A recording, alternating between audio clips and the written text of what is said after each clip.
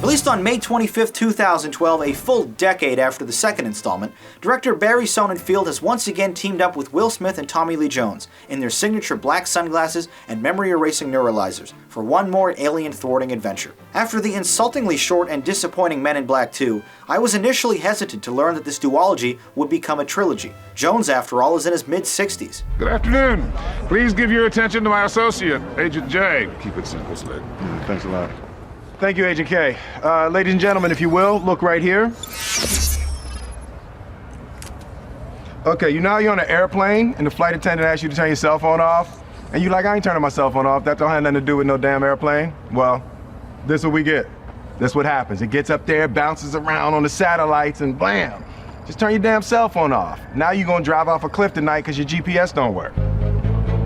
Thankfully, a fun and awesomely executed time travel plot that finds an impeccably well-cast Josh Brolin stepping in as a younger version of Jones's character is positively inspired. The actor is nearly a dead ringer for him anyway, and his terrific southern drawl accent completely seals the switch. Danny Elfman's whimsical score ties together the wildly outlandish but yet somehow realistic plot, which follows Smith as Agent J traveling back in time to, you guessed it, save the world from a big scary alien invasion. He teams up with his partner's younger counterpart as they attempt to stop a terrifying and sadistic villain played by an almost unrecognizable Jermaine Clement from the Flight of the Conchords comedy duo.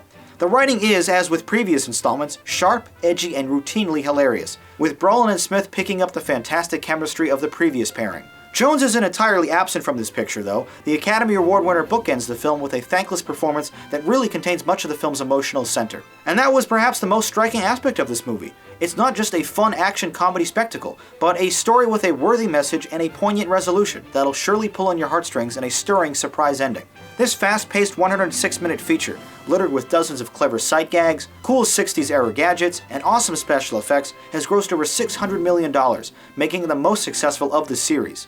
Comedians Bill Hader and Will Arnett also show up for smaller supporting roles that are absolutely hilarious.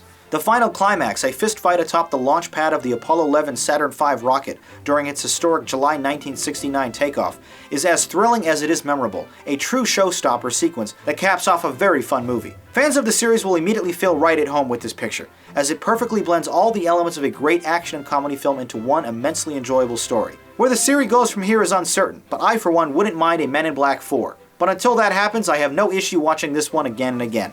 Although it doesn't quite break formula, Men in Black 3 is a refreshingly well-rounded, enjoyable adventure.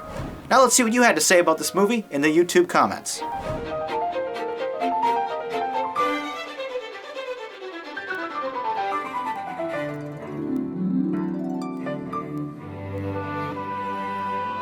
Men in Black 3 on the Rate-O-Matic, an 8 and a 9. While a few of you felt this film didn't need to be made, several others enjoyed the comedy, action, and emotional ending, scoring it a great. I was pleasantly impressed with this film. It brought together the best elements of the previous chapters with a much more resounding and moving plot. For me, it's the best Men in Black yet. An awesome film.